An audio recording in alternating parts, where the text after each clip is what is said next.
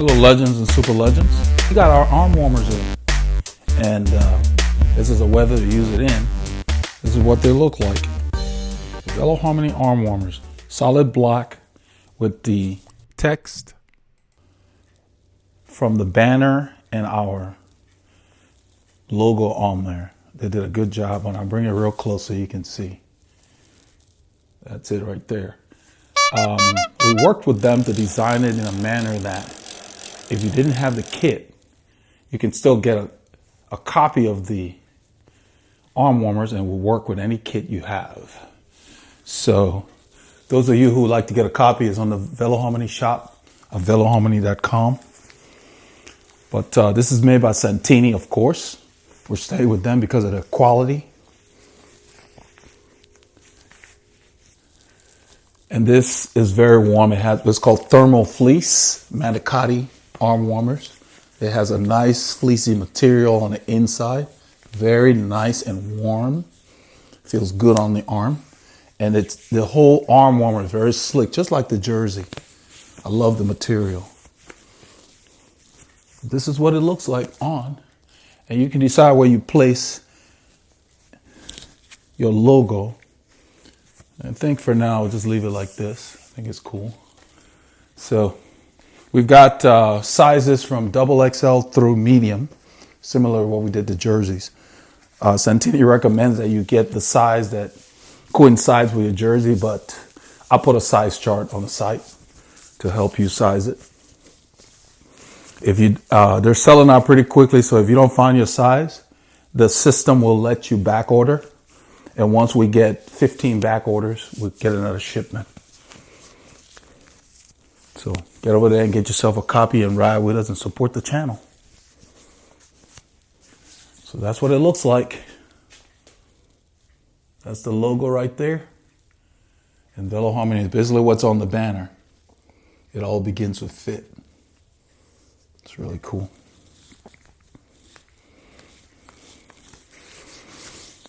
So I'm just, it's about 9C this morning, and I'm just going to put some embrocation on my legs because it's supposed to get to about 21C around the time the ride ends. So it's going to jump pretty quickly. And that's the benefit of having arm warmers. When the weather's going to change, you want to have something you can take off and not be stuck in a jacket.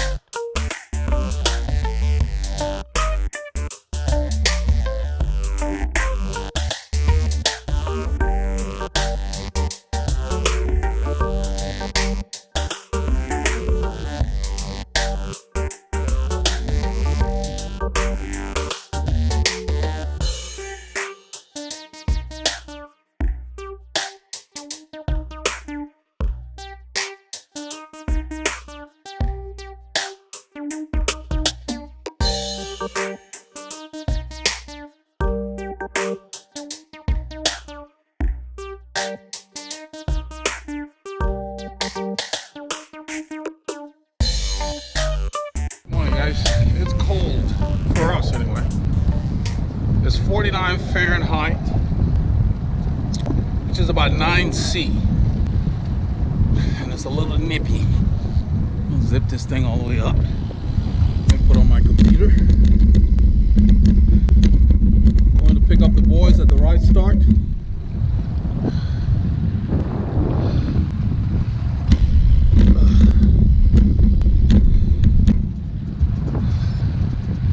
There we go. I want to get everything synchronized. All right.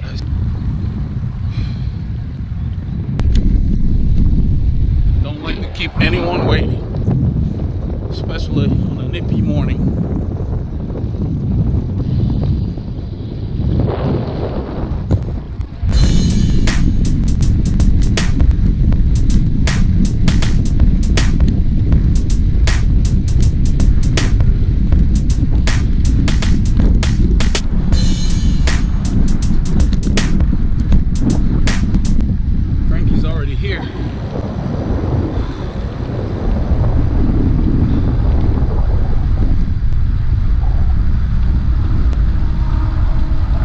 up the road, man. Let's go up there and pick up Paul. How you doing? Let's ride up there. He's coming. Yeah, Paul's running late, so we're gonna go pick him up.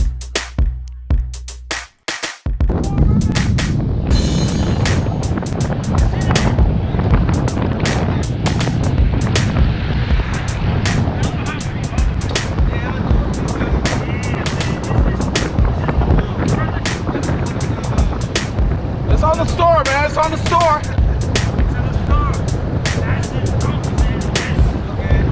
So you will get a medium size for you, Frankie. Yeah, I'm gonna get some. Your size is medium. But when it's cold like this in the morning, gotta cover those arms.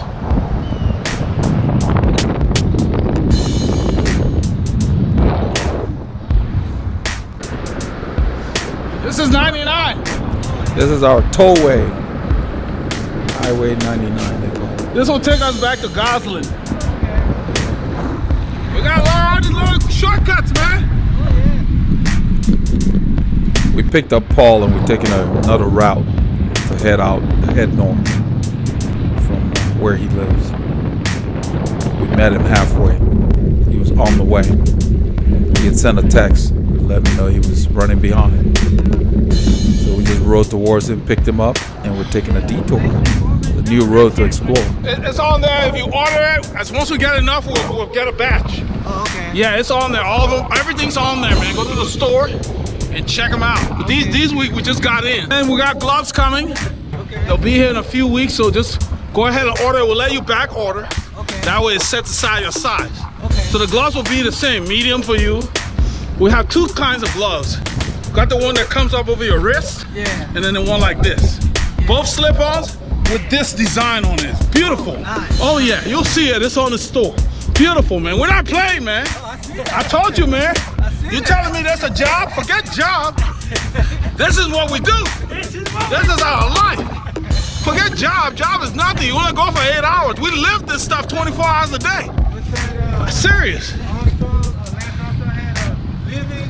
Yeah, living strong or Living something. strong. Yeah. That's no good on. Oh, you got that right. Yep. No, really, man. We're not playing because if you're going to do things, I believe in doing it first class, man. This is the stuff the World Tour Pro teams use, man. SMS. This a nice gear. Oh, all the World Championship jerseys, all that stuff. SMS. Sportivo Magnificio Santini. That's it. That's an Italian company called Santini Sporting Factory. Beautiful, man. The only way to go, man. They've been doing it since 1965. They know what they're doing. Cause I got there right about 7:31, and Frankie was ready. So we just rolled towards you. I told him, let's go get it. Last time. Yeah. Last time I wasn't ready. So see, that's what you got to be ready. You gotta be ready to ride, right? Gotcha. All on the chain. Then you ride. Do it the night before. That's funny. So I said, I'm ready this morning. Frankie's not playing, man. Frankie, you're recording information. That's funny, man. That's Why did funny. you say that? This is beautiful back here, man. Yeah. This is I just said, lovely. man, I said, Elvis, just get on me. Huh? Look at this road, man. I know. This is beautiful. You want to come practice your sprints? This is perfect. Look at the width of the road. Thank you for visiting. MackenzieParkLiving.com. Wow. It's beautiful. A guy used to ride with different Filipino guy. Oh, okay. Man. There you go, my brother. All right. Cool. He's a cycle. I haven't heard from him in a long time. Since the flood. No.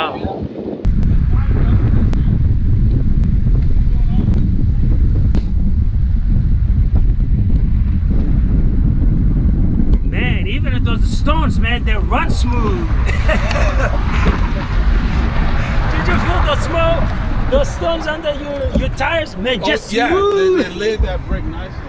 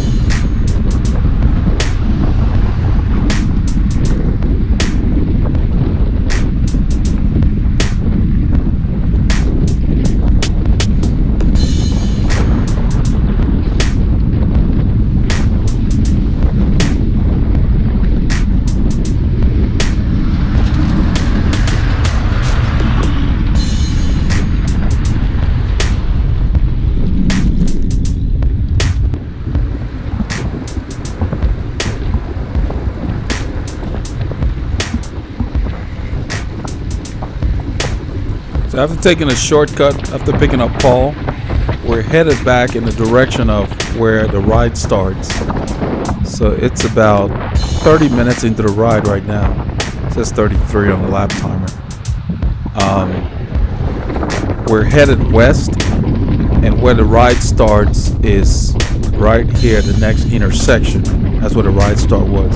So we basically just did a loop of the area, and now we're headed back, and I'm letting Frankie know where he is because he's not very familiar with the area. I'm letting him know that the ride start is over there. You'll see me point to it right there. I'm letting him know that's where his car is.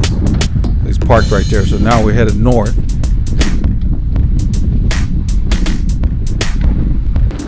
And right about here, Frankie starts to chat about Contador's and Lance Armstrong's relationship when they were on the Astana team. The fact that they didn't get along.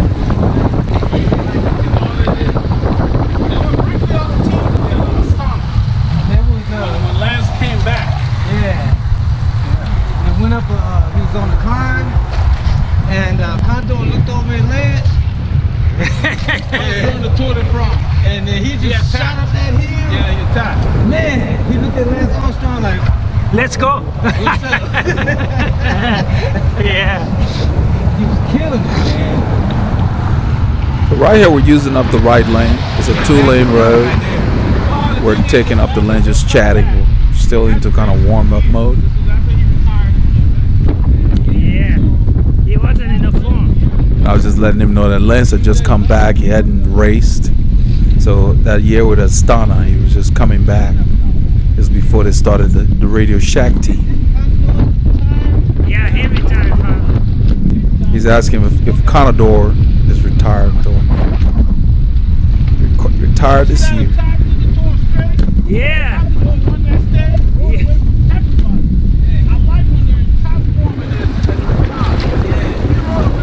What you guys didn't hear very well over there was I was talking about Contador's attack in the Tour in the Volta a España on that stage where he rode away from everybody, and just how he didn't have to do that.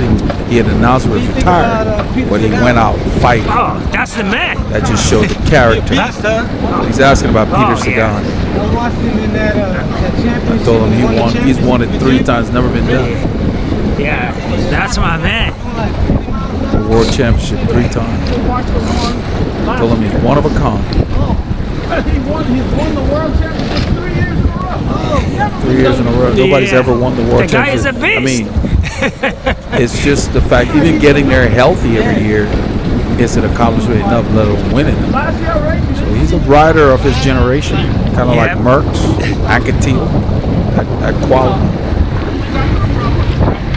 The kind of riders like Sagan comes around every generation. I mean, he was the first one, man. I was like, man, they said, oh. Yeah, Richmond, he broke away. Did you see how he took those corners? Yeah. Oh, man, that's what it takes. You gotta have the whole package. And then he went to that tuck, sat down on his Yeah. I was talking about the World Championship in Richmond, USA. He was at the mailbox. Sagan And he broke just away continued to at pull the away. end. He was on the downhill in the curve is where he made up the time. Yeah. I was telling him how he made up time on the descent. He had a little gap and worked it on the descent. But that's the beauty about cycling. It's the only sport where you can be working out and talking. You know, we're moving in zone 1 for me anyway, but we're moving 28 kilometers an hour and chatting. You can't do that running. Once you're running, it's hard to talk. So I used to run when I did track, as you know, training for track. And that's how I got into cycling, because I kept injuring my shins. And I'm glad I found the sport because I really love it. You just so much more. You can do so much more as far as from an adventure standpoint.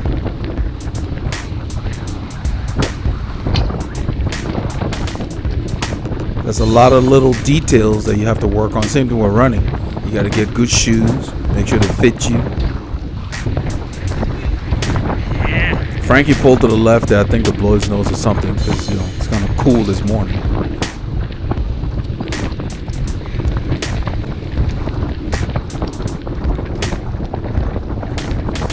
So we're going through the Willow Creek Golf Course here.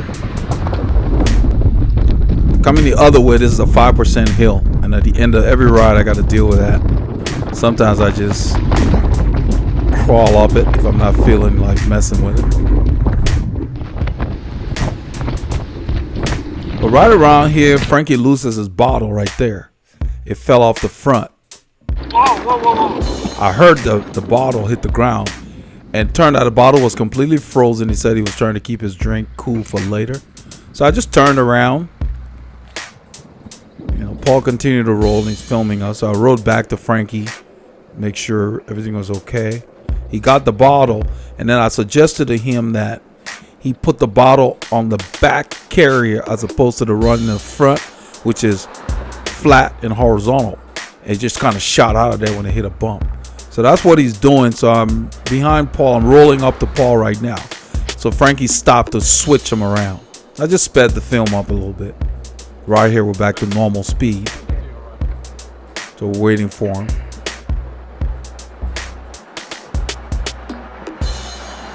Just a beautiful, fair morning. It's a little cool for us. 8C is cold. Probably 49. You good? 49 degrees.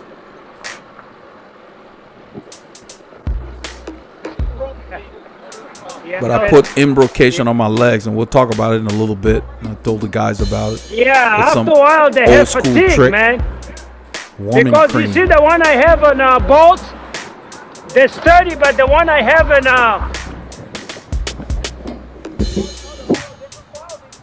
yeah. Paul's talking about his water bottle carrier, the cage on his bikes. The Cervelo has a better quality carbon cage than the blue bike he has.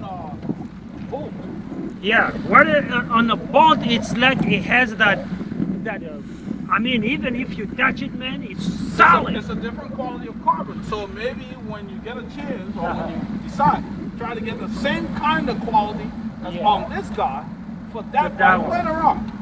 Yeah, they're not all created equal. Different carbon. You know, I'm just letting him know that the cage on the white bike he's riding has a better quality carbon. They're not all created equal depending on who engineers it. I use metal cages that just hold the bottle better. They work with all my bikes. They're made by a guy called King Cage. If you go to kingcage.com, he makes them somewhere in Colorado, I think.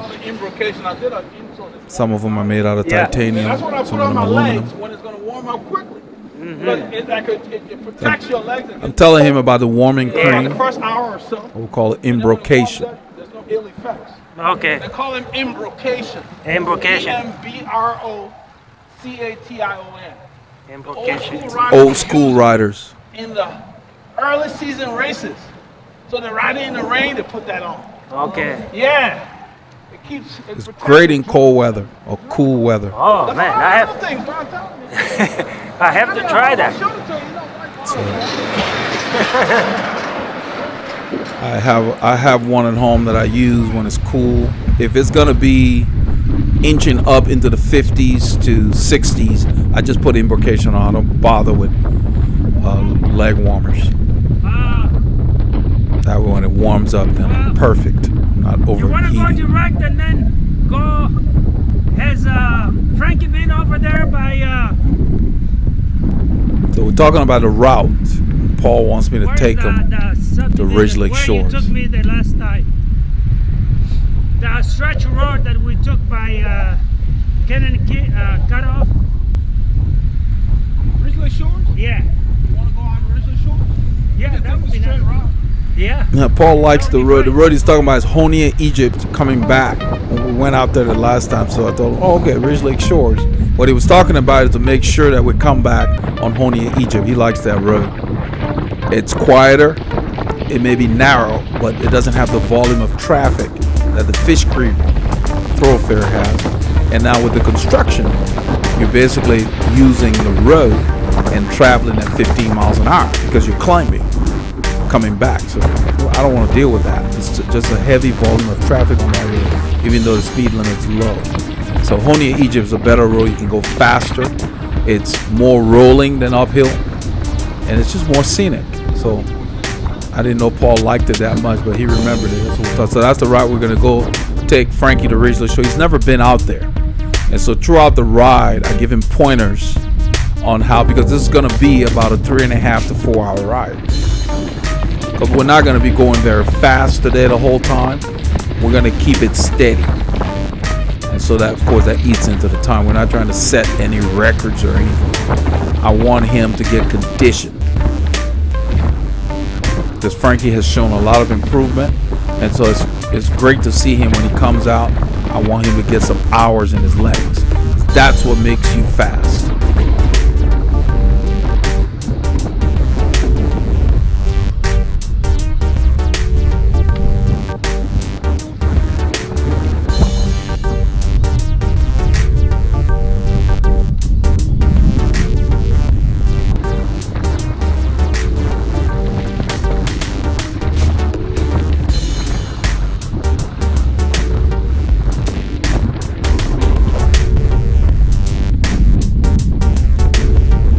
It's the little details like the warming cream or using leg warmers in the right temperatures or arm warmers.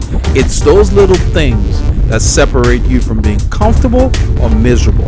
Very small things. Same thing with training in any sport. It's the little details. They call it marginal gains, but they go a long way. The people who pay attention to the details, they benefit from it. The people who don't, it's such a huge disparity. You miss a little detail and it can be the difference between a great ride and a lousy ride. You know, just simply not getting up on time and getting into your routine. Your body's not ready to perform. It's those things. They make a difference. So if you're serious about it and you want to go for a ride, go to bed early the night before, get up with enough time to do your normal morning routine. So you're not rushing and it's not frantic. It makes a difference. It matters. That's why when we did the Spirit ride, we showed the journey, we showed the registration. Everything was just regular. We eased into it because we had plenty of time. We got there like an hour before. You don't want to be late for those things. You just end up being anxious. And if anything goes wrong, you're just frantic. So here we've been riding for about an hour. So we're nicely warmed up.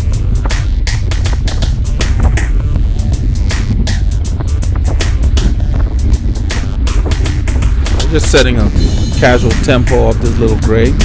It may not ready. It says -0, but I don't know, that wasn't right. We'll go up a little grade. This one went down a little. Overlay was a little off there. Once we get through here, I always try to keep the pace decent. So you can see 34 kilometers an hour. We're doing about 20, 21 almost to get us through here. This part of the road is narrow and I use the road. See where I am? I don't leave room for a car to pass. That's on purpose. If it's very busy, I will ride that shoulder on the side there if I want him to pass, or I just let him wait and put my head down and get through here. So there's a car behind us and we take up the road because once we get through it gets wider. There's a center turn lane there. They can use that to pass. And I think, yeah, there he goes. That's the best way to do it. Don't let them skim by you. If the lane is narrow, take up the lane. You have the right, unless they're being unsafe. And like here again, you see where I am? There's no room for a car to pass. It's very clear for anybody coming behind us that they need to wait. And if you were riding a motorcycle, that's where you'd be too. Same spot. I see riders riding like they're scared to use the road. You have the right to use the road. You're going to be out there, use the road. Your position dictates to drivers what your intentions are. And 99.9% of the drivers will wait and pass because you're helping them make the right decision. If you leave it up to them, they make a lot of dumb decisions most of the time. So you got to help them. Because that pavement to the right is not a shoulder per se, and we're not required to use that. We have the right to use the road. Right now we're using the right lane because when we get to the intersection, we're going to need to get in the left lane to turn left. So there's no point riding over there and having to come all the way over. Since there's 2 lanes, we're going to use this right lane until we get close to the turn.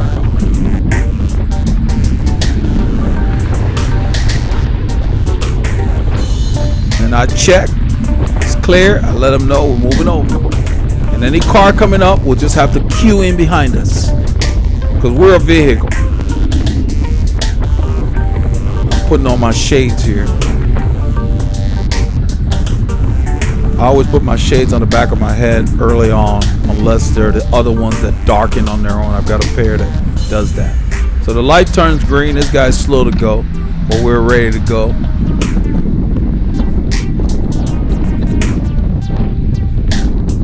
And our plan here is to keep the ride steady so that Frankie can get some miles in his leg or kilometers in his leg. That's the plan today. It's a steady ride. It doesn't mean it's easy. This is the time of year where we do what is called long, steady distance. That's what the pros do. They ride for hours and they condition themselves. And then come January, or depending on what their objectives are for the season, they start to step it up from there. This is called building your base.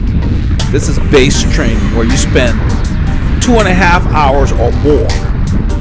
On the weekends, that's what riders that know what they're doing, that's what they do, because that's when you have the time.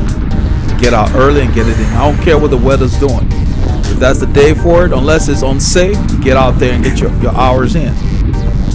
So that's the plan today. And we're getting ready for the Rafa Challenge that's coming up. Because we're going to be riding 500 kilometers between Christmas Eve and New Year's Eve. There's a lot of debris on here. Somebody crushed up, looked like wood chips. I don't know who did that on the side of the road. Maybe something fell out of a car or something. I don't know. I always see trash over there. It seems to be fairly frequent.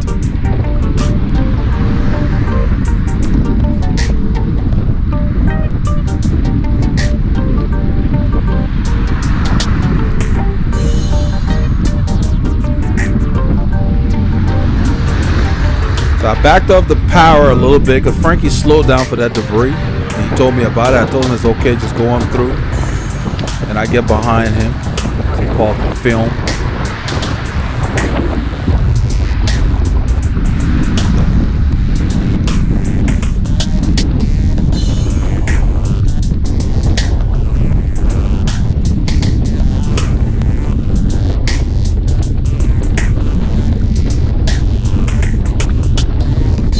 Once again on this ride, I noticed just marked improvement in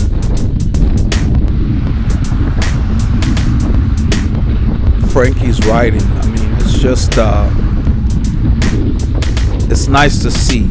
He's digested some of the videos. He's gotten caught up, especially on the shifting videos. I noticed marked improvement in shifting on the climbs.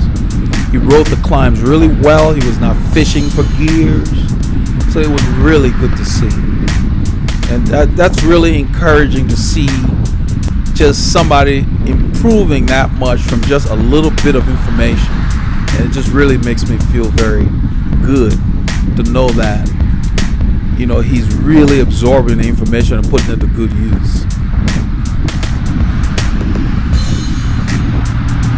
And you will see, I will show you specifics where he's just riding so much better, because about a month ago, he was looking for gears. Now, it's not an issue.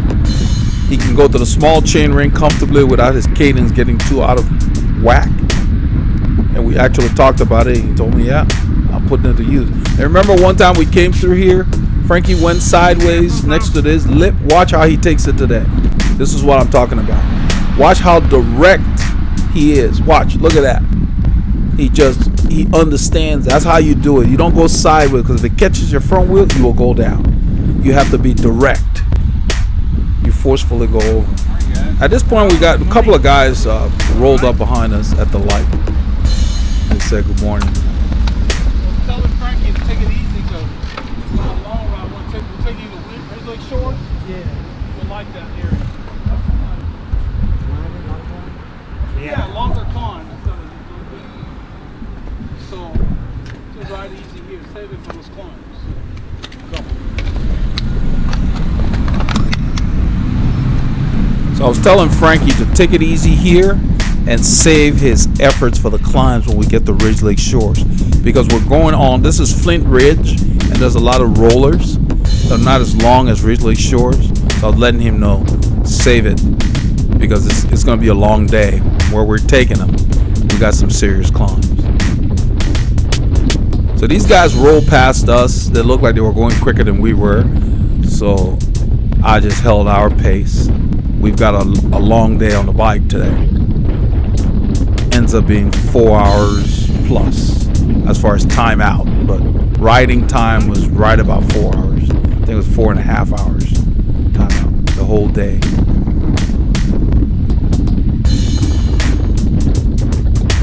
That's why you have to have a plan. You can't go out there and start chasing everybody you see.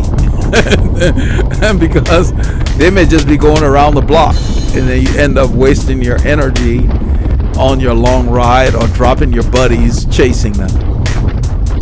So as much as you're tempted, you got to stick with your program and your plan. So I'm keeping us right up in zone 2 right now. It'll probably go up to zone 4. I don't like to stay in zone 3 much. We're right at the top of zone 2 here. This is our endurance pace. Oh, it's my endurance pace basically. And so with Frankie in the draft, I think we're good. That's why I moved over to check to make sure everybody was there. Paul told me.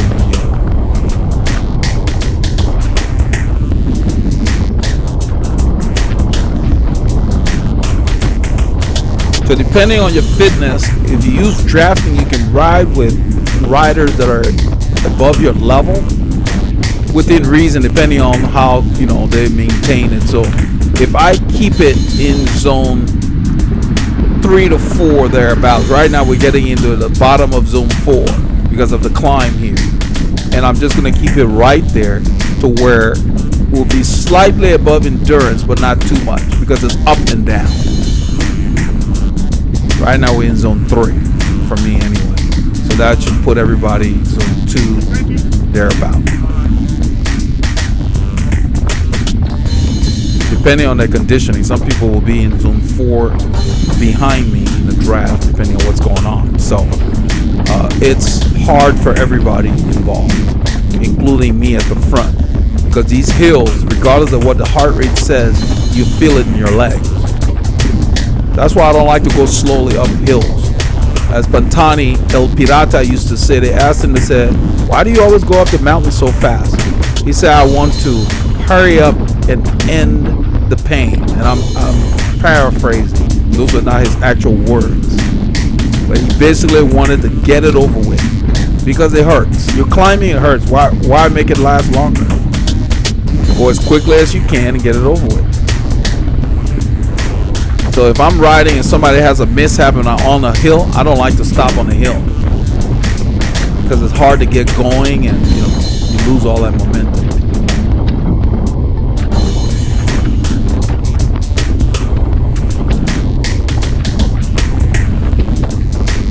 So right around here, we're about the bottom of zone 4, top of zone 3. So I'm trying to stay. I don't like to ride in zone 3 too long. Get more benefits at the bottom of zone 4, which is close to your sweet spot. And I'm keeping my cadence between 75 to 90. That's my plan anyway.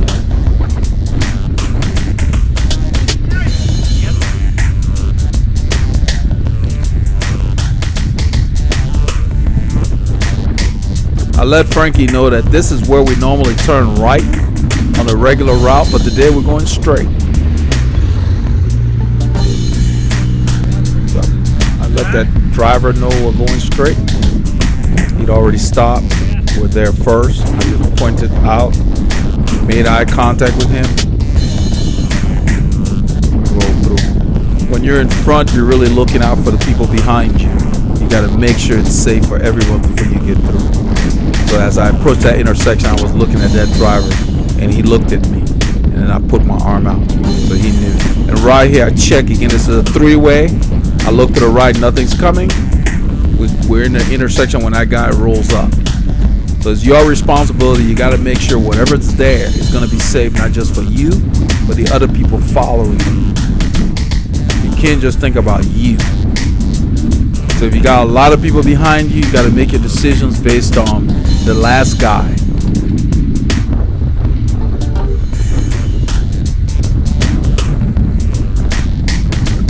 If you look at my effort, it's staying about the same. I just do it by the force of the pedals. I'm not doing a whole lot of shifting. When I go downhill, I spin more. When I go uphill, I take what the hill is giving me. That's what keeps the ride steady. And so when you're riding with people you're riding with all the time, you need to get an idea of what kind of ride it is, because the rides should not be the same. If you're riding with a group that during the winter they do the same thing they do all year, you're not going to improve. Because if all they do is ride, say, 2.5 hours fast all year, and you don't do more than that, you're not going to get to the next level. You can't do the same thing all year. It leads to burnout. There should be times when you just ride the bike and just barely feel the pedals. That gives you the chance to rest physically and psychologically. Don't ride with people who ride fast all year. They're not going to improve. They will be stagnant. They will plateau. You need to have different phases in your training.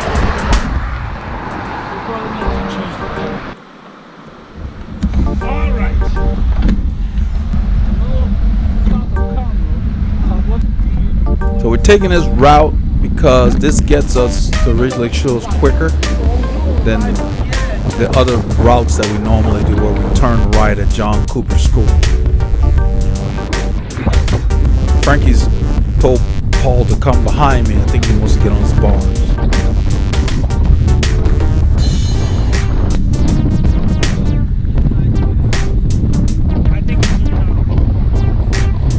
So that little stop at the light, I don't know if you guys noticed, my heart rate had been at 160. We stopped at the light and dropped 30 beats. I understand the limitations with heart rate, but the point I'm trying to make is training does that. To stop for a minute or 45 seconds and drop 30 beats, it takes years of training to get yourself conditioned to where your body is so efficient that you let off the gas and your heart rate drops. That's what happens. That's why riders do a lot of riding. We just ride lots. That's really what it is. Same thing with the pros. They ride lots. The reason they do that is when you're going hard and you back off the power for a few strokes, your body just drops. Your heart rate, everything comes down to where you can catch your breath and you're ready to go again. But if you're just doing the same thing all year and you never stress yourself beyond that, you will not improve. That's what I was talking about earlier. So don't go out and ride 30 minutes every day, and just keep doing the same thing. Change it up. That's kind of like going to the gym and doing 10 pounds every time. You're not going to get stronger. You got to break it up. You got to surprise your body. And with aerobic sports, you got to really push yourself. There are two ways you can condition yourself. You can go long or you can go hard. But you can only go hard so much. You can go long more than you can go hard. So you got to mix it up. And during that long ride, there should be phases where you're going hard within the long ride. So we do everything in the ride, but we, on top of that, increase the duration to where it really stresses your body.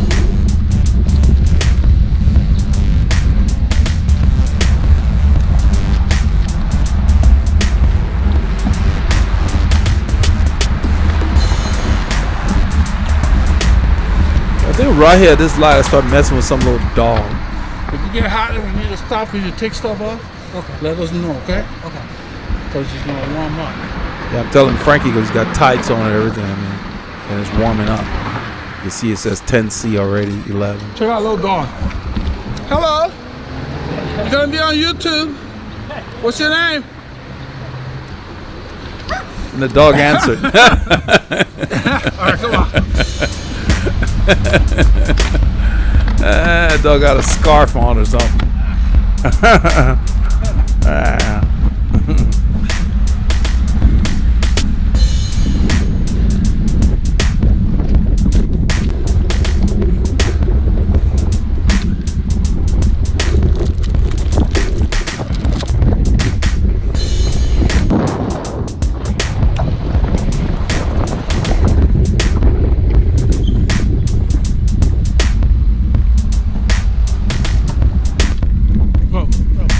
So we get into the turn circle here, and what I wanted to mention for those of you who are not familiar with a lot of these videos, you're going to notice that I'm not right on Frankie's wheel, and that's on purpose.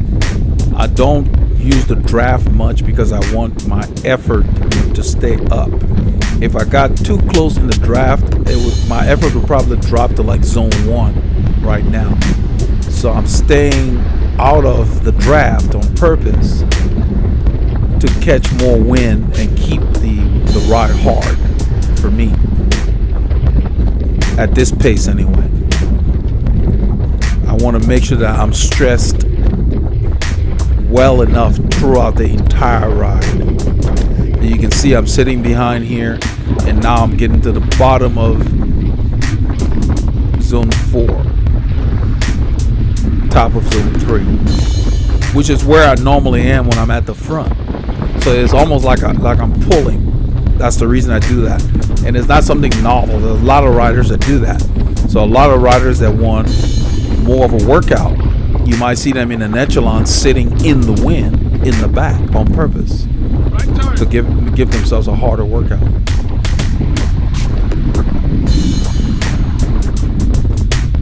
Because Saturday's ride, I really want to get home feeling like I'm spent.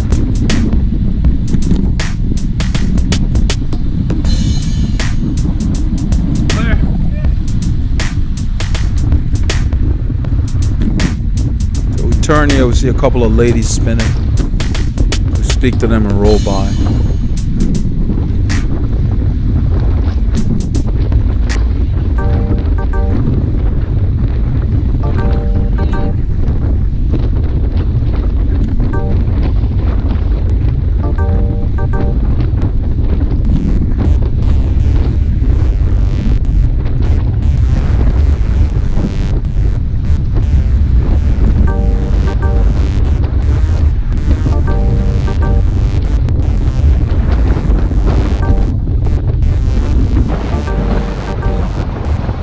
Messing around with the camera, I'm getting different angles, I'm lifting it up.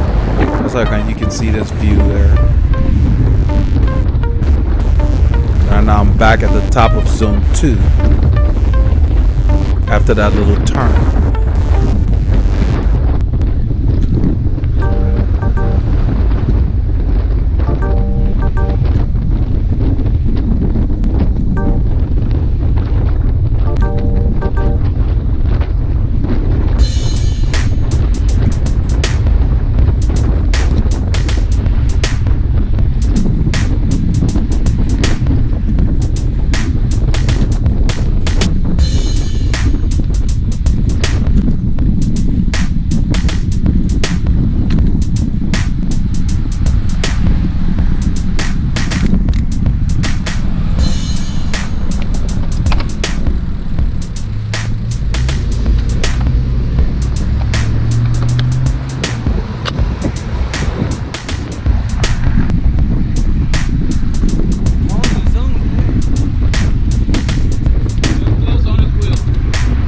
Frankie said Paul's in the zones. I told him you better stay close on his wheel.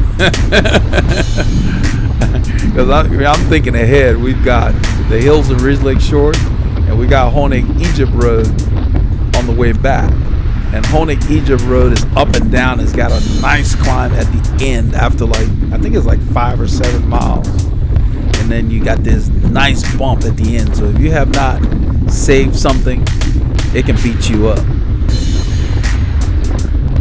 That's about an hour away, but that's the way my mind works. I'm always thinking about what's to come. That's what you have to do. You have to think about what's ahead and then dish out your effort accordingly.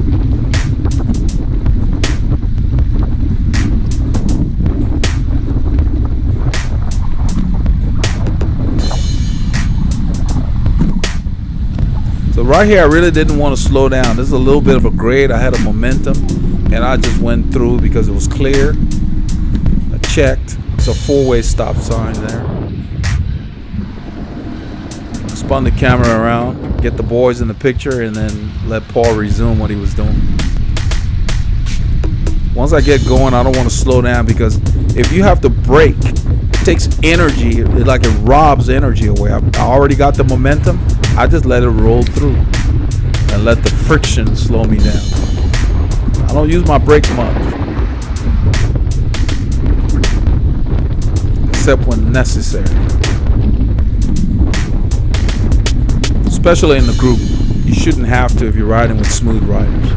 So if I ride with people who are not smooth and I'm having to react, I just back off and give them lots of room, because it's not very efficient starting and stopping. The same thing in your car. If you're in the city, every time you hit a red light, you come to zero. That takes energy. And you see people racing from light to light. It makes no sense. I time them. I'd much rather cruise at 20 to 30 miles an hour, even in my car, than to be stopping to zero and starting over and over. So when I'm driving my car, I sit in the right lane and just let it roll if I see the light, and then get there just as it changes. And it's just more efficient. It takes more gasoline to get that car going from zero than it is to cruise. You bought food? Yeah. Okay. So, I asked Frankie here if he's got food. He said yeah. I suggested that he eat some, because we're an hour and a half into the ride, and we've got almost 3.5 to 4 hours total. So now's the time. I haven't seen him eating, and he takes my suggestion. He reaches down, he gets some food right here, he's eating. It's a lot easier to carry food in your stomach or carry Gatorade or water in your stomach. That's the rule that I was taught when I competed. Whenever possible, carry it in your stomach, meaning don't just have the bottle sitting there and forget to drink, because you can get excited during the ride and forget to drink. Don't do that. It doesn't help you sitting in the bottle. Keep it in your stomach, let it get digested, get into your bloodstream so you can use it. So right now he's eating for hour 3.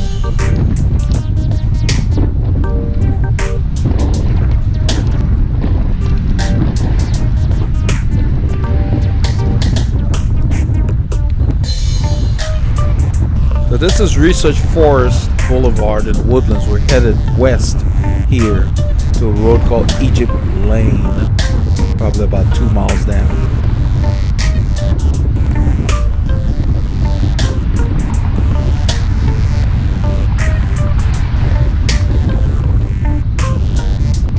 So right about here, we noticed this guy's eaching on the black car. He was moving kind of quickly, so Paul backed off a little bit and then he stopped.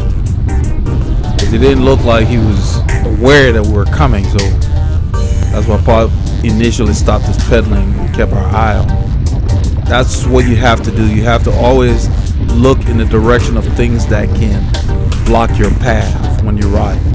That's why I can't figure out cyclists that ride with headphones or other things distracting them. You need to be aware when you're out there, even in your car. I don't see how you can ride with headphones and then be able to react or even prevent things. I wouldn't wear headphones in my car. That's crazy. You can't hear anything. Let alone on a bike when you're more vulnerable. So we turn here on Egypt Lane. This part of Egypt Lane is all torn up. So if you notice, I'm using the road. Paul's sitting by the white line. I'm using the road to make sure whatever drivers are behind us are going to pass in the next lane. I am in the middle of the road. I'm not dealing with that nonsense on the right. It's all chewed up.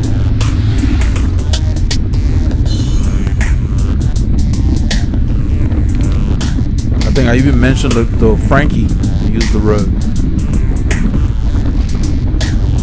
Yeah, I told him use the road. He looked back because the right lane has potholes that's been poorly patched, and just the road is almost like falling away, like the earth beneath this is softened and it's just caving in certain spots. Stay in the middle, Frankie. That's why I just told Frankie stay in the middle, because you can't ride comfortably there. Plus, it will tear up your wheels if you hit that thing seated. So if I must use that right side because it's busy, I will stand, but I will only stay where Frankie is right this moment, because I don't want anybody passing in my lane. The road's too narrow, so you take the road, take the lane. Let them wait or pass in the next lane when it's safe. Right here there's a lip, so we stand up for that. They just need to fix it. This part is paved, it's concrete. They stopped it right there. They've not invested in that other part of it. Yeah, we changed it. So we're checking the camera's battery here. Yeah, it hasn't given us a warning yet. We're good. So usually the camera will let you know when it's low, but right now the graphical image says we got like 30 minutes. Turn on the highway. You know what I mean? Okay. So we're discussing where we can stop to change the battery before we get to Ridgelet Shores. Because I have a spare battery, I always carry an extra one. The battery lasts maybe an hour and a half at most, because we use high resolution film on here and it uses more power than the lower resolution. This road is called Conroe Huffsmith Road, which will take to a little street down there called Mahogany Way that would drop us onto Honia Egypt Road. A lot of these roads were used before they built the 2978, what they call Fish Creek Thoroughfare. This used to be the old way to get out here until they built the Fish Creek Road. It cuts through this neighborhood. And taking this turn will drop us onto Honia Egypt Road, the south side of it, which actually blends into the Fish Creek Thoroughfare, and then it almost like a Y will pass there. You will see the light. Well, Honia Egypt Road goes west. We're gonna go north on Fish Creek Thoroughfare, which becomes Sendera Ranch Road. They take the same highway, which is 2978 Farm to Market Road, and they give it different names depending on which town you're in. So right now we're headed towards Honia, which is an area north of the Woodlands. We just left Egypt, or Egypt Lane, that road that had all the bumps on the right lane. So this is now called Honia Egypt Road, which is the same road that goes west, which is odd how they named it, but it's because this road that goes straight never used to be open. It dead ended at a subdivision that we go through. Used to be a subdivision. See the traffic light up there? This is the same road. When you go left, it's called Honia Egypt Community Road. When you go left, that's how it continues, because back in the day you couldn't go straight. This road ended. Now they just opened it. That's why I'm telling Frankie we're gonna come back that way. So we're gonna take the old community road. That's the one that's nice and fast, and you don't have the high volume of traffic. Most people don't know about it unless you live out there. So this one here was just open. It's straight. They built a bridge and everything, so they called it Sendera Ranch Road, and then maybe 3 miles down the road they called it Fish Creek Thoroughfare. So it's very confusing when you look on the map. You get different names for the same road. So right here, this is very narrow, and you see this shoulder here. They have the same width shoulder on both sides. But if you look on the left side, you see those barrels, the construction barrels, they're sitting on the shoulder. So normally when we come back, we would use the lane. Well, and this coming back this way is like you're climbing. You can see it says -1. You'll be climbing the whole way. I mean, I'm talking 5 miles of climbing or more. So you're moving at 15 miles an hour, and the speed limit is 35. And it's just a hassle. You can see the cars coming back. Look at the volume of cars coming the opposite way. So the other road that we're gonna take back is much quieter. and we can just use the lane, and you don't have the volume of traffic back there. So it's just better. It's a more interesting road, and something about that road just makes you want to turn on the gas. It has nice stretches where it goes up and down, and so you take advantage of that. So it's just a fun road to ride coming back. But going this way, this is the most efficient way to get out of here, because this is somewhat flat to downhill.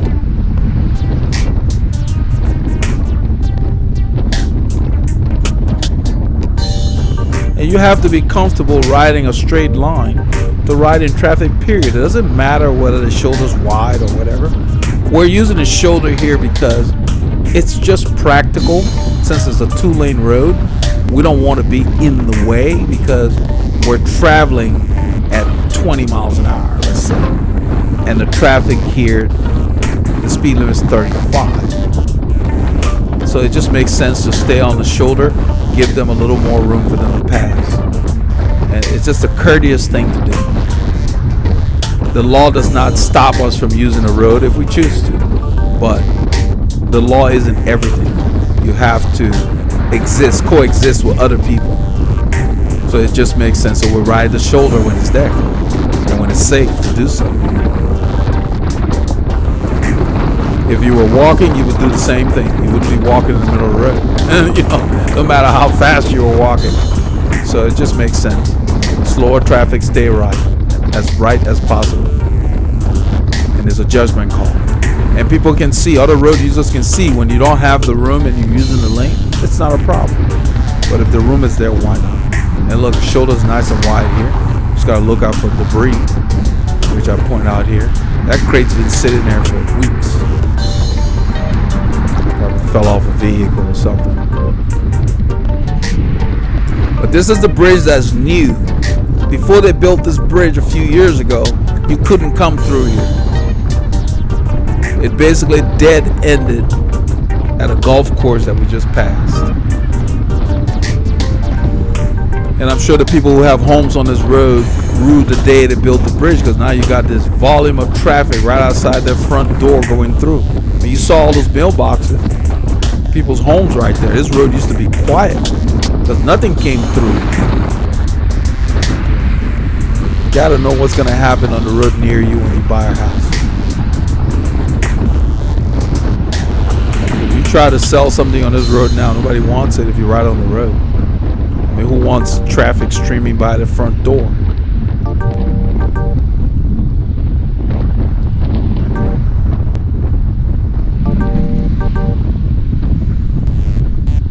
That's why cul-de-sacs are very popular when people are shopping for homes.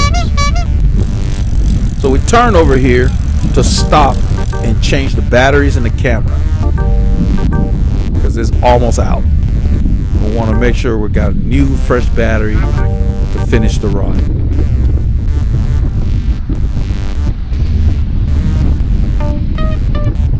But this is like a horseshoe. We just turn here, stop, change the battery, and it will take us back to the highway.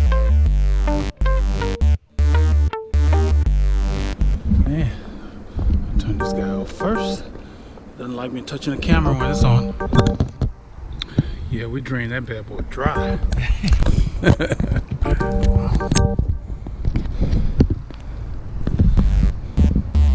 I have to turn the removal off first before I touch the camera. Otherwise, you affect the calibration. To the T, man. We're on, man. We're live. We're back on the highway with fresh batteries. I've got the camera. I'm in the front. Right here, I give it a Paul. You outside of Conroe, man. I'm messing with Frankie. In the Conroe, Egypt, Oklahoma. That's what I'm talking about. This turned out to be the longest ride Frankie has done, period. Bar none. He told us that on the way back. I'm telling him just hold a rhythm because we're going up a climb here.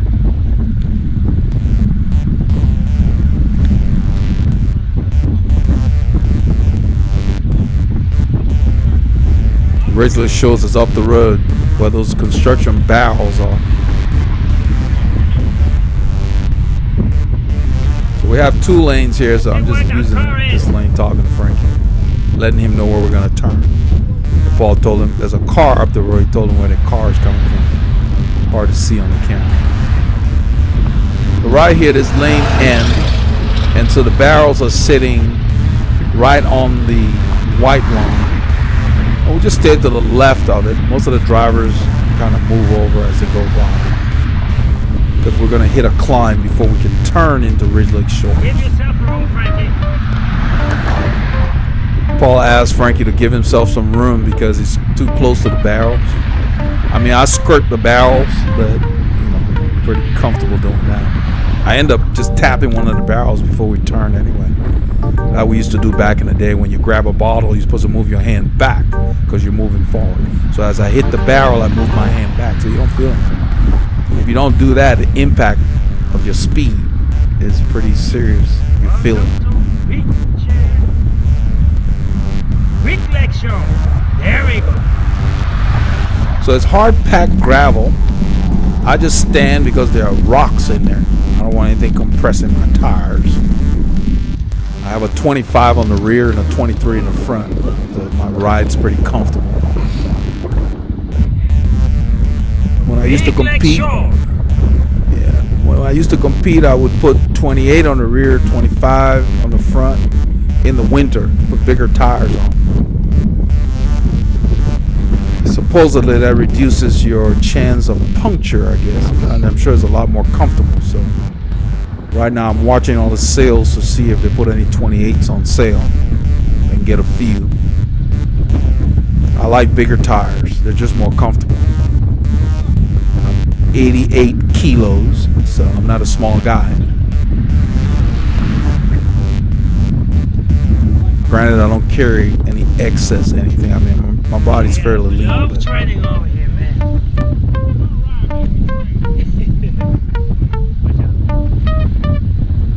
This is Frankie's first time at Ridge Lake Shores. So we're basically just introducing him to everything here.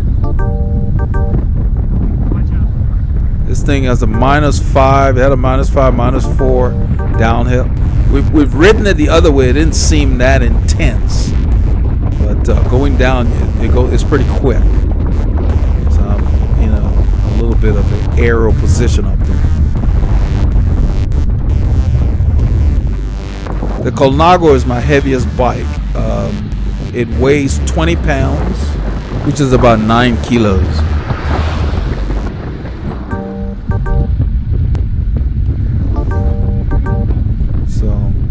Carrying about 3 to 4 pounds more than I guess some bikes that riders have. Doesn't bother me none though. Doesn't slow me down much. Unless you're climbing mountains, I don't think it makes that big of a difference. Most riders nowadays have 16, 17 pound bikes. So 2 to 3 pounds, so about a kilo. So I have an extra kilo on my bike. By the time you put the water bottle stuff in your jersey, it might be a 23 pound. But you can't worry about all that stuff. But it does not feel heavy. It feels fine. It's very comfortable. I actually prefer this bike for long rides. It soaks up the bumps in the road so much easier than than the titanium one. The other blue frame comes close. But this Colnago with the steel fork, yeah, it's not a lightweight, but it's comfortable. Once you get it going, so you can watch my form here. I start to use my upper body to help me get up this climb, because this climb is long, by our standards anyway. I did not shift. Yeah. They're building a new house over there. I pointed out to Paul that wasn't there a little while ago. You can see how I'm using my upper body here. That movement really works. And nobody taught me that. You just do it. It just comes naturally as you're on the bike. Yep. It just helps you get through 6.2. the pedal cycle. It's 6.2 on our head units, and this thing is saying 2%, 3%. It's more than that. It's short, but it bites. That's why I was using my upper body to get me through. And some of the old school riders, even the European riders, would rock their bodies like that. I believe Marx used to rock his body tremendously when he was climbing those mountains. It's just something you do. It just feels natural, and it really helps you get through the pedal stroke. Just find a comfortable gear and get a feel for it. So Frankie asked how many more hills we have. I told him 2 more in here. I told him just get a gear and just ride them. Don't worry about it. You can watch us, Paul, doing a good job filming here. As we ride past. So I'm explaining to Frankie that we're going to go straight and we're going to come back on the left. This road we're coming, that will be the climb. We're doing a circle. We're going to go down and come back around. And I also tell him that here was where I filmed the video. The video where I made a video about how you shift when stopped on a bicycle. I was right there. It was a Sunday. I came out on Sunday and filmed it a long time ago. Just kind of introducing him to Ridge Lake Shores. He liked the area. Better than some of the homes out the country, man. They have a sign that says, "We don't call 911." Yeah, I got 2 rifles. We're talking about some of the properties out here in this general area. Not riding Ridge Lake Shores. They had a sign a long time ago where riding used to compete, and on the fence of this yard, the owner had that we don't call 911, and he had 2 rifles crossed, the picture of 2 rifles, letting everybody know we don't call 911. And so, if you plan on doing anything, that's what I thought. It was clear what he meant. Because this is Texas, everybody's packing. He was making it clear we don't call 911. You might have to. So, you ride bikes, you come across. Okay, this is the country we're in here. These people keep all kinds of animals. There's a house down the road that has a donkey. Paul saw the last time we were here. Some people have sheep, goats. I mean, you name it. This is the country. The homes are nice and everything, but these are country folks. They're simple people, That's why they move out here. Peace and quiet. That's why we come out here. It's quiet. So you don't mess with anybody, you're fine. They won't mess with you. Generally. I lived in New York for a while, and it was a world of difference. I moved to Texas, and people talk to you on the street in New York. Well, it's in Manhattan. Nobody talks to you outside because they don't know. They don't know you. They don't know what you're up to. They don't even make eye contact. Anyway, we roll down here, and the hill's coming up, and I'm telling Frankie to just find a gear, trying to coach him through it. So that psychologically, don't look at the hill, just ride it.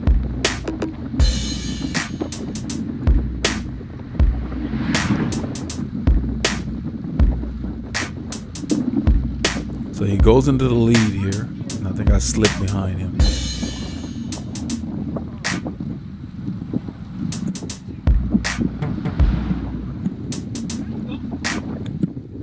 You're right here.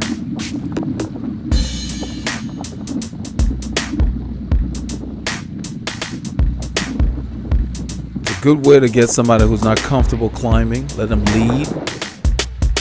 At least they're in front. If they do fall back, they won't be too far back. So he begins to slow down. I'm not changing my effort.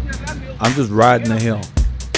And I'm letting him know that he should use like the mailbox up the road as a marker. You set little markers and let him know that the hill doesn't finish till that mailbox. I'm letting him know that's the road we came across, this road earlier. Just a little while ago. So he's riding slower. I'm not going faster.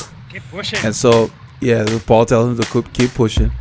So as he slips down the group, because he was already at the front, he didn't lose that much ground. And before you know it, the hill's going to be over. There we go.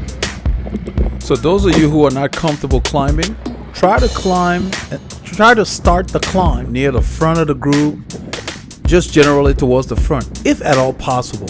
Because then when you do slip, you will still be within contact, or probably still in the group, but at the tail of the group by the time the climb is over, depending on how long it is.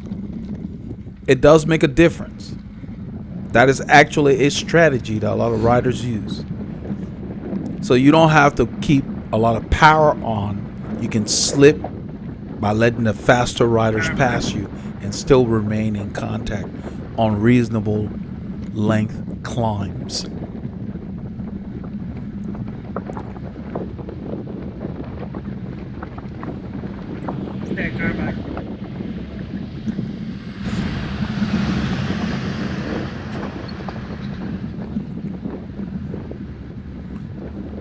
So right now all we're doing is letting the power drop a little bit. For me, I'm in zone 1. I think the other guys are probably in zone 2. So you keep pedaling even when your legs are burning. You're not going to be pedaling as fast because now the hill's over, but keep your legs turning. If you look at my cadence, it's up. You keep your legs turning to flush out the lactate that you created while climbing. There's a tendency to want to stop your pedaling. The cessation of your pedaling actually delays the recovery of your legs. So keep your legs turning. They don't have to be turning fast, just keep them turning.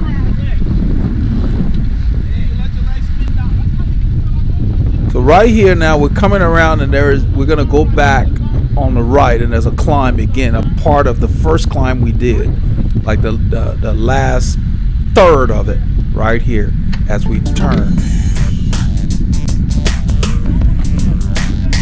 And I stand up because it's just easier. I won't have to shift. I can just stand and roll the gear I'm in. Frankie chose to sit. He's got a gear he likes. And I'm just dancing on the pedals.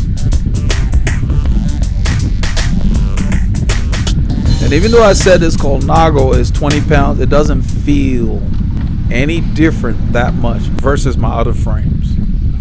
So I think it's more in your mind than anything. Now, if you were doing a hill climb competition, of course, you want the lightest possible equipment because the weight does matter on a hill climb. But just riding around like we do, I can't tell that much of a difference. Once that bike gets rolling, it rolls, and it is so stable. It is my most stable bike at speed. I would take this bike down any hill because it's just rock solid. I don't know if it's the geometry in combination with that steel fork, but it is just solid. There are no shimmies or anything. The faster the bike goes, the more stable it is.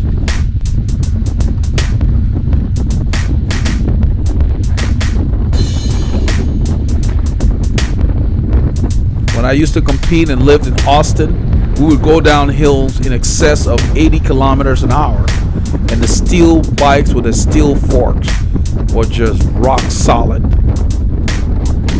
I had a carbon frame. I don't know what the problem was, whether it was the wheel or it didn't inspire a lot of confidence going downhill in excess of 45 miles an hour or 70 kilometers an hour, something like that.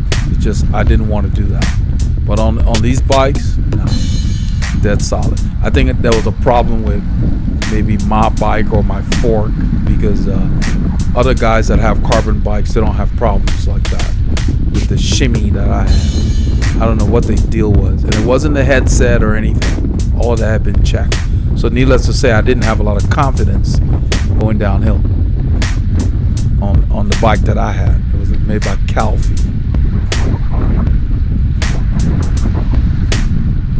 And those of you who've been with the channel for a while, you know I got rid of that one as soon as I could.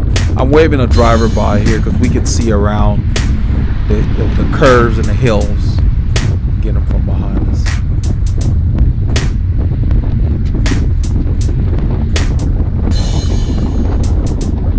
So this entire area is up and down.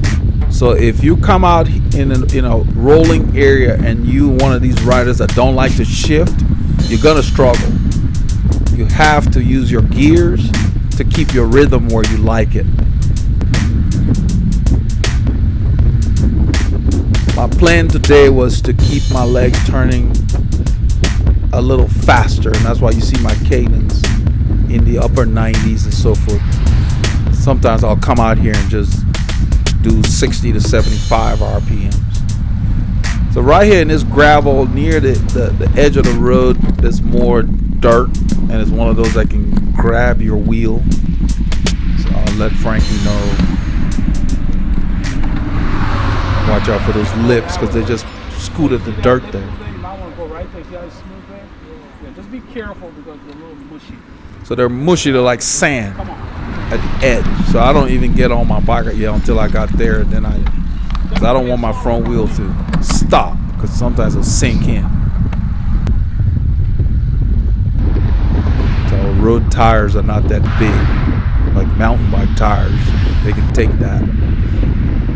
So normally on this highway now we will ride this all the way back, and then further down that we have the barrels. So what we're doing now is we're taking the Honig Egypt Road. So we turn right here, and we use this subdivision back here to connect because it's parallel to this road, just a little west of this road. Look at that lake over there, man. Oh, that's nice. Nice, huh?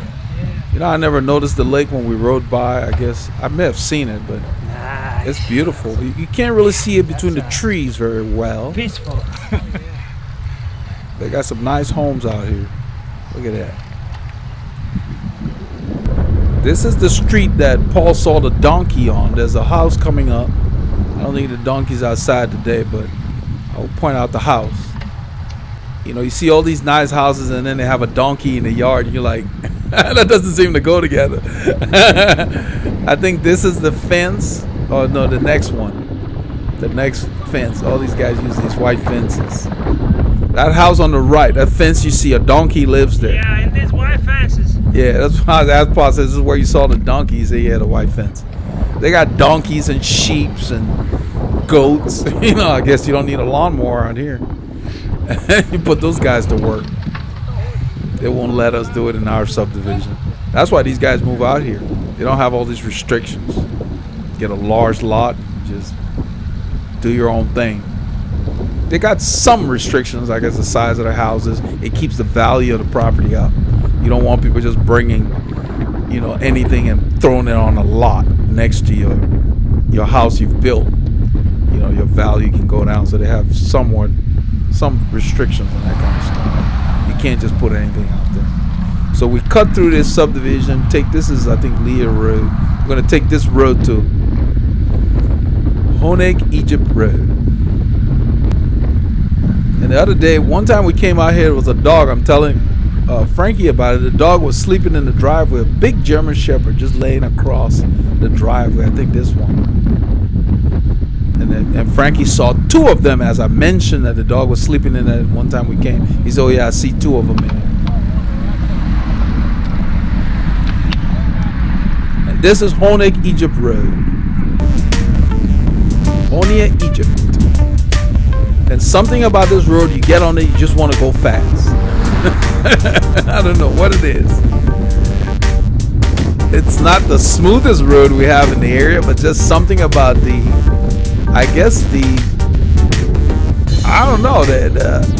undulations. Yeah, I think that's the word. Because right here is slightly downhill. It says -1. You get on it, you just start rolling, you see 35 kilometers an hour. And I'm in zone 2. And we just got on it. And you just get into it and you just can't ride it slowly. I love it. Paul loves it too.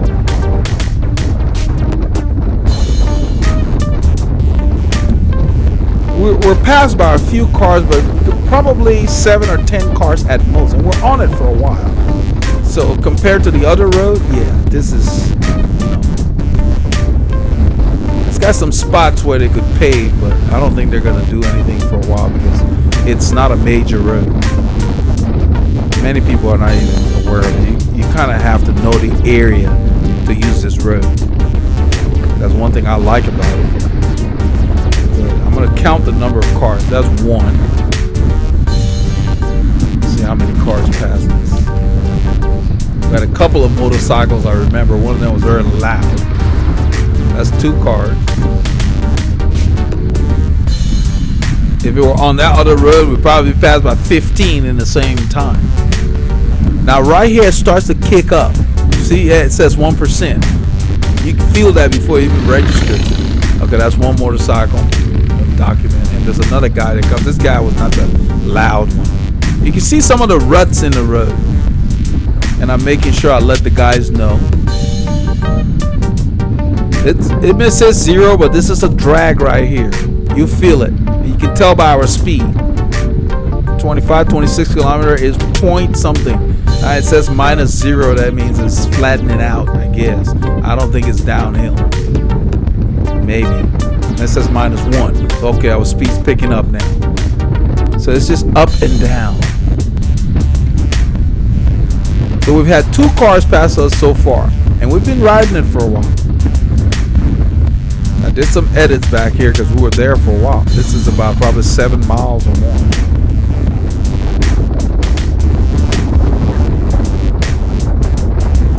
2 cars, and that's a record just even for this time we've been on it. Now you see my heart rate rides 160, which is top of zone 3. Look at the speed, 37 kilometers an hour. That's really good return for that effort. So 0%. Now, if you look at Frankie's cadence, he's in the draft. That bike he has is very aero, so a lot of times you get sucked along. If you notice, he will pedal, then he will stop because you don't need to pedal that hard. And you see how well he's drafting me. Frankie is within about a foot. Look at that. Nicely done, Frankie. Nicely done. That's how you draft. So Frankie's saving his energy because this is a hard ride and it's a long ride for him. For all of us. You ride long, it's hard. So that is 4 cars. I write the other one down, but I didn't forget that was 1, so that's 4. There's one while I was talking. So all this time we got 4 cars. And I think a bunch of them passed us when we started to climb. And there was a truck that was patient. I mean, a true professional. One thing I love about the truck drivers is most of them are true professionals.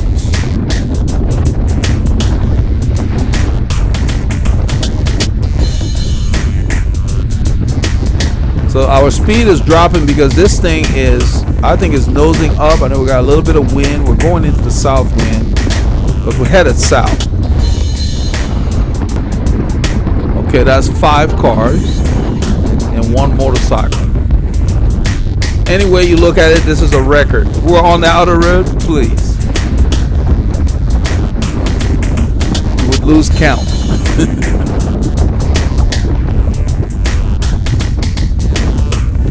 And this is not a road you want to come and ride 2 abreast and chat and all of that. It's just too narrow for that. You come on a road like this and you put your head down and you're on the rivet and you're working, the drivers can see that and they respect that.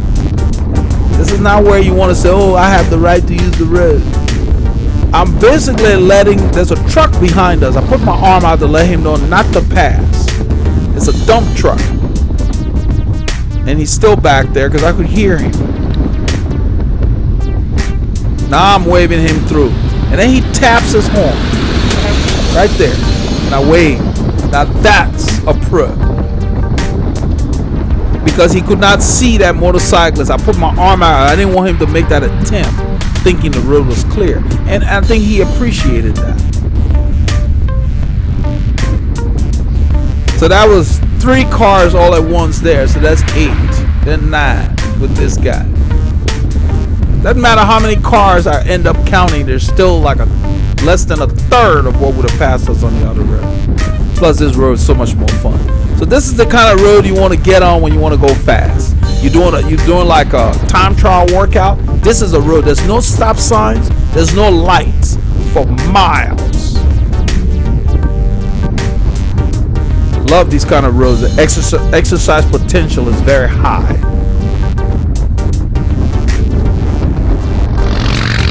This is the noisy motorcyclist. That's two cyclists. That's the last one. This guy, he didn't go very far. He lives in the area because we could hear him as we went around this curve. He pulled into wherever he was going. It was just too loud. I don't know how they can tolerate sitting on that thing with that kind of noise. Like, you need earplugs to not damage your hearing. But right here, we're rolling in earnest. And I'm thinking about the hill that comes at the end of this thing.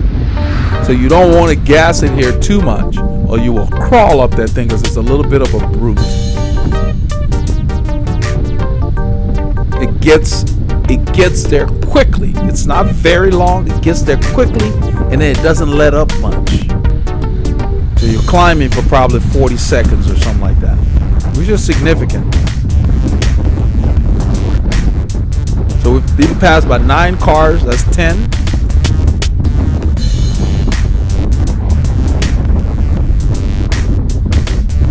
And we were on this road for a while.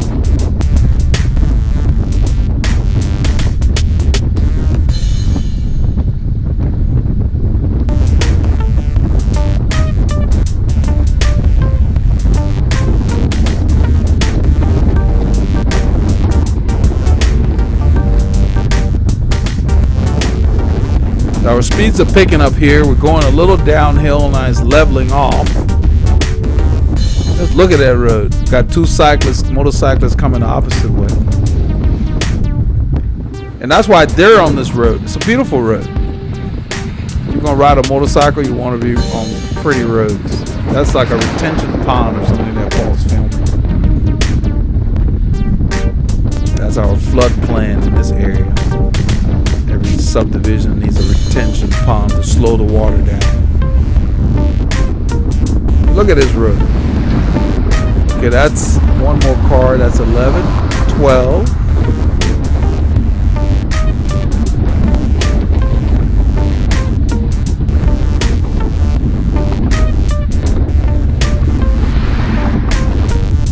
Look at that hill in the distance. See the cars in the dot there? That's the brute. And it starts early. Right after here, there's a little bit of a bridge. That's a creek we're going over. I think it's Lake Creek. Yeah, Lake Creek. And now the climb has begun. I mean, it says 0, but you can feel it. Oh yeah, it's on. And if you haven't saved anything, you will feel it. You will pay the price. At this point here, I basically shifted 3 cogs in the back, dropped to the small chainring. And Frankie did the same thing. If you notice, he's right there. And we talked about it a little. Let's say 4%. It was like 6 point something percent. It may say 4. It's more than that. It bites and it stays there for a while. That's another car. So that's 13.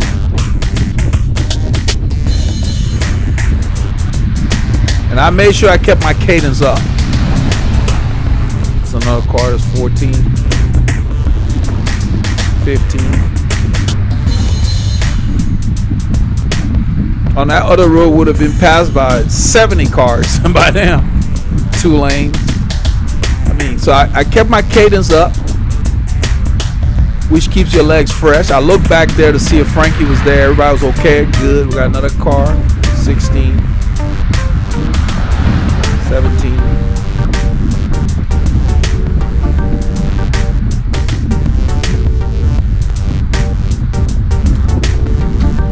By keeping my cadence up, it keeps my legs ready for anything. It may say 0 there, it's point something. It's not 0. It's still up, going up. A bit of a slight grade. Until after this curve, it does not really lessen up. It still bites.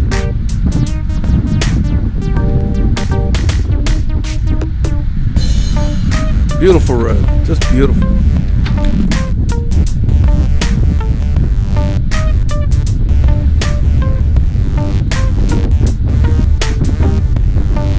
We're talking at least 7 miles with this kind of about 7 miles, I'm guessing. 7 miles, 17 cars. in our area. So that's 18 with that truck would turn here. This is where we turn off that road. The intersection's up there, maybe half mile. And right here we turn. This is a back door to a subdivision. And so for 7 miles we rode at a hard pace, and now we get to recover here. So I calculated it is actually 9 kilometers, and it took us 17 minutes, and we're only passed by 18 cars. That's amazing for this city. So that was incredible. Yeah.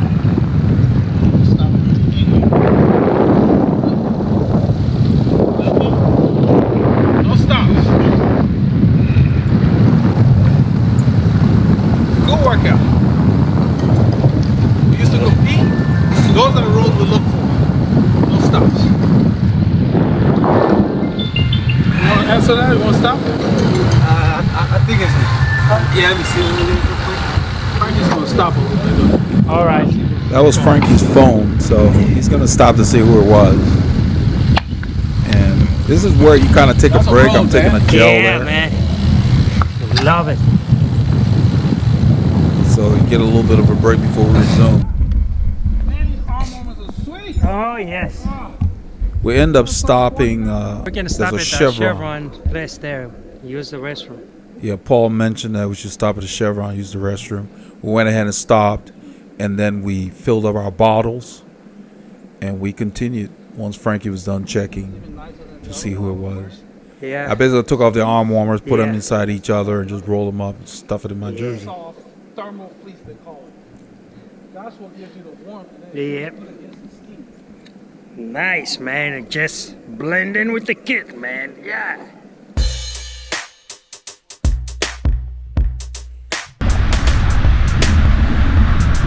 So we're heading home. We're heading towards the woodlands. We're gonna go back through the woodlands.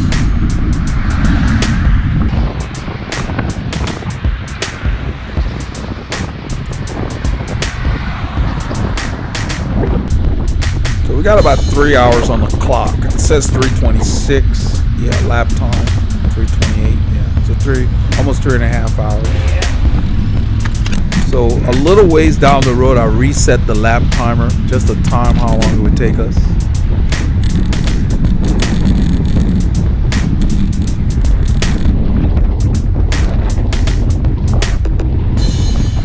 This area is frequented by a lot of cyclists.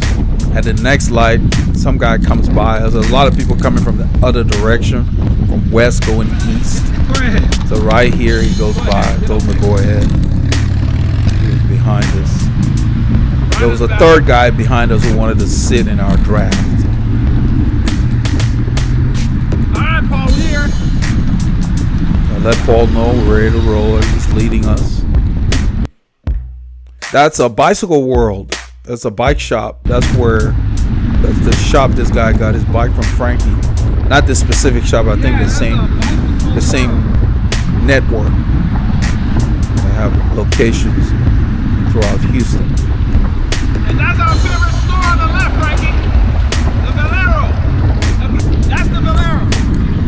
So that's our Valero across the street that we like to stop there. It's really clean.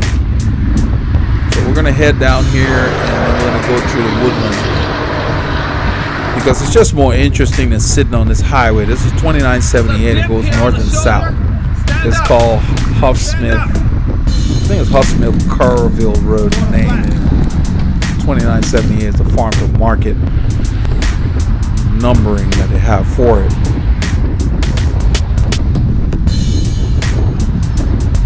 I'd much rather go through the woodlands. The roads are more interesting. They're more challenging. Get up there. Get up there. This The white freeway's car flat. So I'm stops. telling Frankie to slip between these cars. All right, take a quick I'll go in car. front of this white car. Let the driver know before I cut there, so we can get in this left turn lane. This is the street that connects us to Terramont Parkway, which might as well be a bike lane. I mean, everybody uses it. Every time we come out, we try to find different roads. When I go home, I look on the map and I try to find different roads within the same routes that we do, because you end up discovering nice little climbs. The roads that are off the beaten path, the city has a tendency to not shave the road when they pave it. So you have steeper climbs in smaller cul-de-sacs than you do on the main road. So we're always looking for those. So I found 2 more that Paul and I are going to investigate off of Terramont. Paul's leading us here. At this point in the ride, I'm making sure that I just sit and keep my effort high, because this is the time of the ride I like to ride hard. I had reset the timer. If you look at the lap time, it says 5 minutes. I reset the timer from the back highway where that rider went through in front of us to see how long it would take us from there to end our ride. I just wanted to see, because that would let me know how hard I worked after 3 hours plus on the road. So the lap time is really clocking lap 2. That's what's being displayed right now instead of the total time.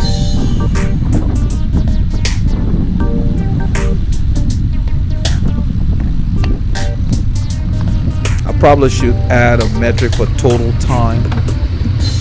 It may come in handy. I don't know. I'll look on there and see. I just don't want to have too many things on there. The next thing I want to put there down the road when the channel can afford it is a power display, and show you guys how to use power metrics. You can't just buy a power meter and go and look at power numbers. You need to know how to use it. If you don't, you might as well just save the money. You're better off getting a training plan versus a power meter.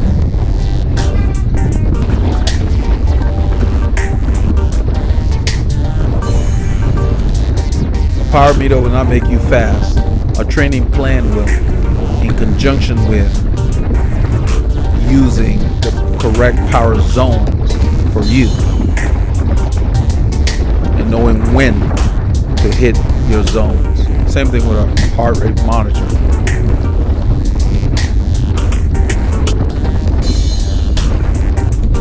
It's the variety of training at the right time of year that makes you faster.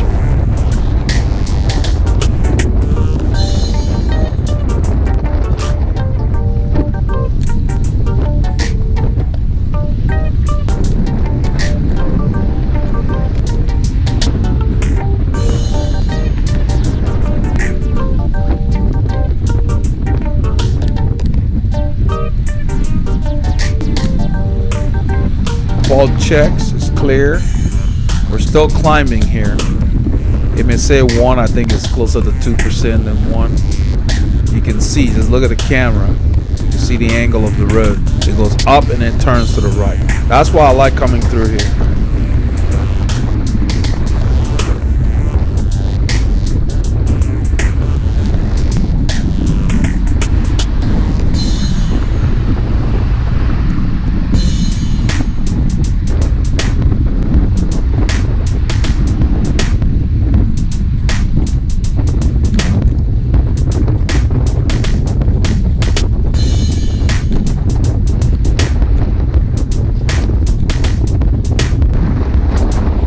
Slight downhill here. It says -1.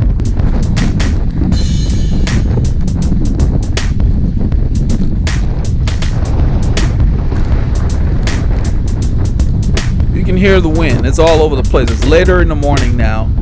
It's about 11:15 in the morning, and the wind's out and about. It's warmer. You can see it's 21°C. So I hand Paul the camera and I take the lead. I get to the lead in zone 2 because we're going downhill, so my heart rate dropped. That's my thing. When I'm riding, I have to constantly focus on keeping my effort in the right zones, because if I back off, it drops real quickly, and then you end up spending 2 hours out there riding in zone 1, which doesn't do what I need. I need to be right here, top of zone 2. Mid to the top of zone 2 for a long ride, or just jump to zone 4, sweet spot.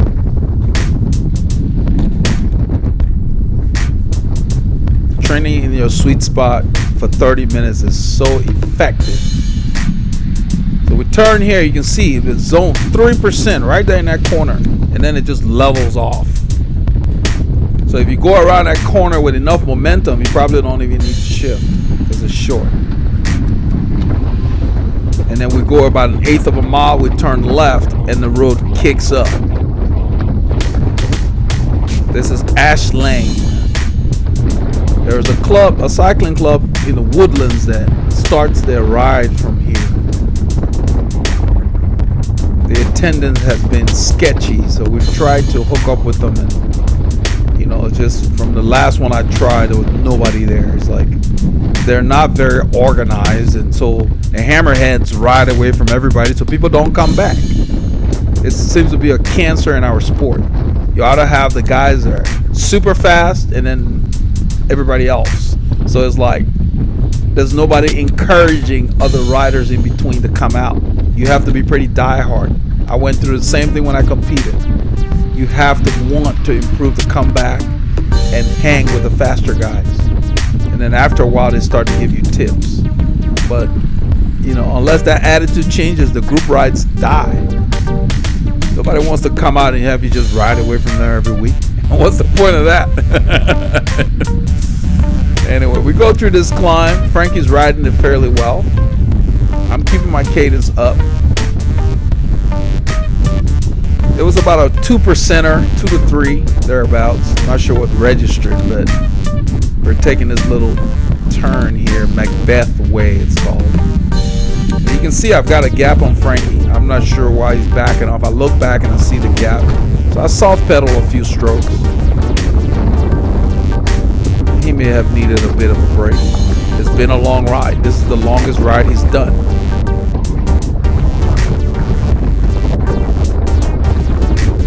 I think he rode great.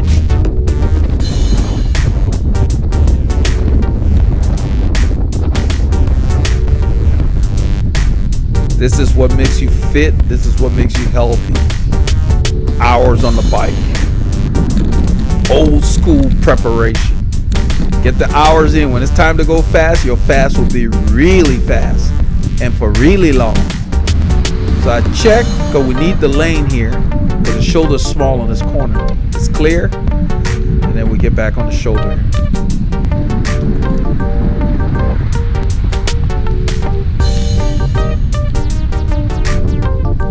And you can see my cadence is up. Now, if you don't save your energy and you're riding for this many hours, I mean, we're into 3 hours 45 minutes. I'm adding the lap time for the total time. So if you have not eaten, or you have not drunk, or you have not prepared and been able to handle this, it's hard to keep your cadence up at the end of a ride if you're tired. So what I'm doing right now is I'm stressing my aerobic system along with my legs. Now, because I know we got hills coming up. By keeping my cadence up this late in a long ride, I'm making sure my body is being stressed adequately. And I'm at the front on the tops. I'm not trying to be aero. I'm trying to give the people behind me a good draft, and I'm trying to make sure I'm working hard. Even though my position is somewhat streamlined, I'm not trying to get low. I want the workout to be hard. And since we're in rolling terrain, I find that I'm more comfortable either on the hoods or on the tops if the road's undulating. You can see I'm right next to the white line, using my hips to keep that bike tracking.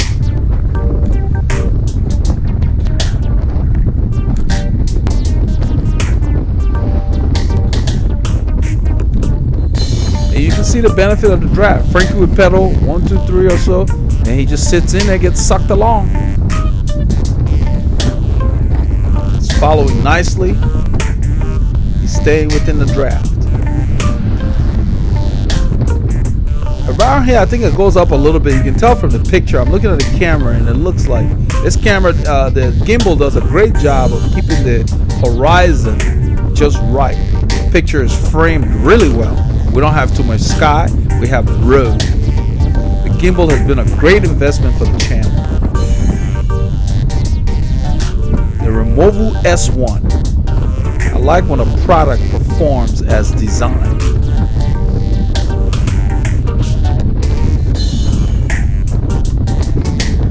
There's a light coming up, a street called Kirkendall. At that street, we hit the Flint Ridge Hills. So late in the ride is when you want to work hard. That really sends the right message to your brain and to your body that we need to be able to go hard when tired.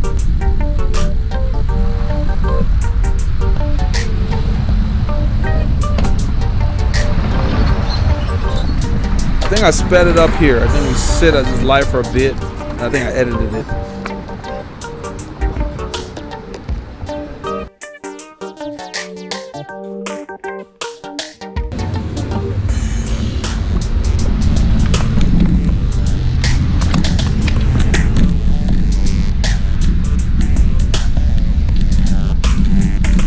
Frankie gets on the shoulder and I told him he can use the road because we got 2 lanes here. The road here. You see I got my cadence up. I'm just spinning like a madman, getting ready for that hill. I'm loosening my muscles, just keeping them supple. Just keeping a high cadence here. There's the hill coming. It's about 3 to 4%. It gets there in a hurry, so you feel it.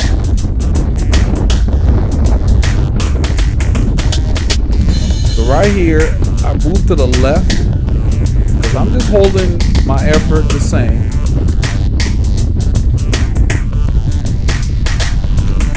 I downshift into a 53.21. And I think I put in the 23 there as I went by Frankie. My last gear is a 25. I'm carrying a 12.25 on this wheel. Keep in mind now, Frankie has not ridden longer than 3 hours before. So at this point, he's tired. He's a little tired. And now we're dealing with these hills. So I check the 3-way stop sign. It's clear.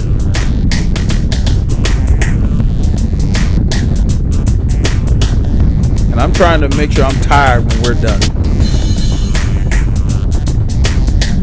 That's why I'm increasing my cadence. I want to stress my aerobic system so I can keep my speed down, but still stress my system so that Frankie doesn't have too much trouble following me.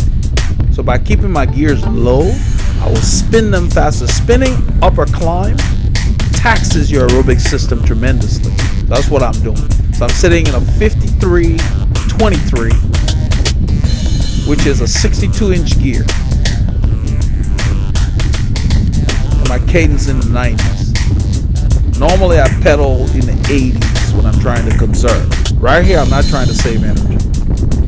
I'm just trying to work as hard as possible at a low speed.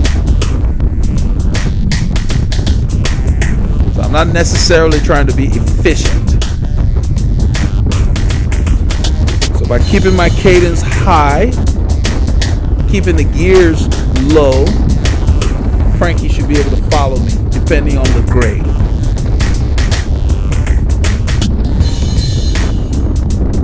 So all of us get our workout. That's my goal. So again, it starts to go up here. This is shorter. If you watch my cadence, it stays around the same.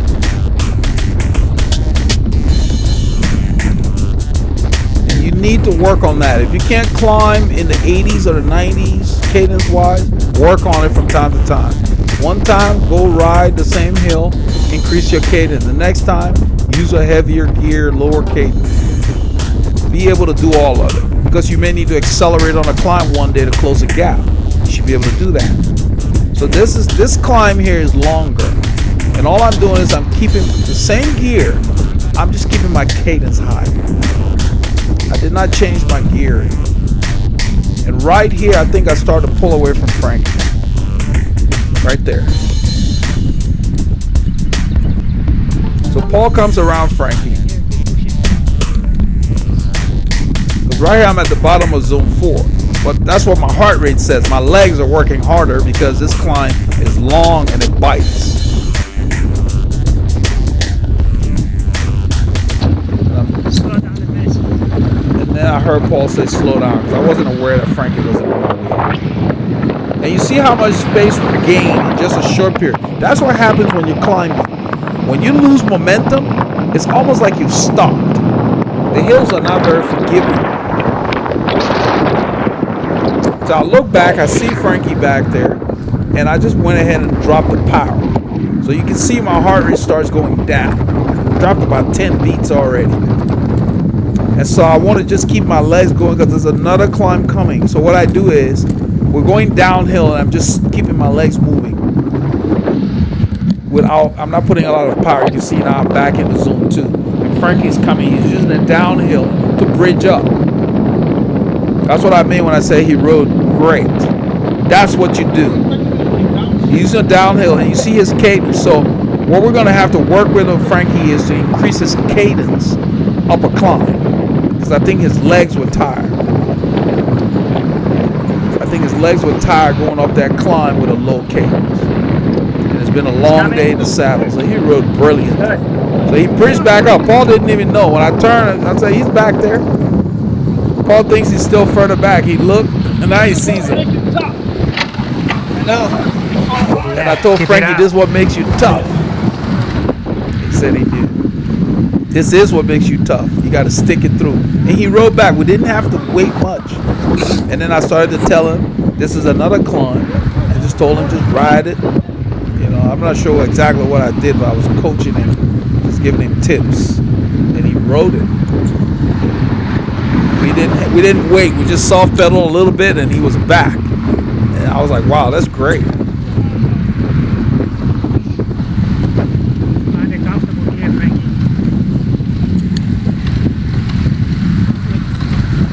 So now, if you look at Frankie's cadence, it's a lot slower than mine. So it's clear that when he's climbing a lot of hills, he's going to have to work on increasing his cadence so his legs are not fatigued.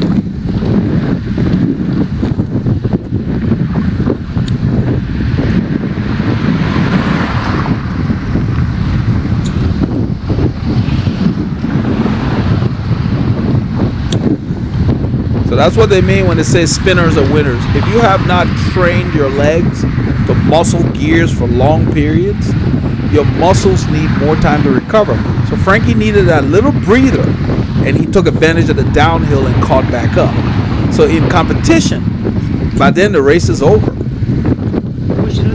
So that's the key. That's why you got to really manage your cadence. So this is what we did on Saturday, guys. I hope you got a chance to get some K's in. It was a fabulous, epic ride. It's like the longest ever road. 3 hours and 20 minutes. 3 hours and 20 minutes? Yeah, so far.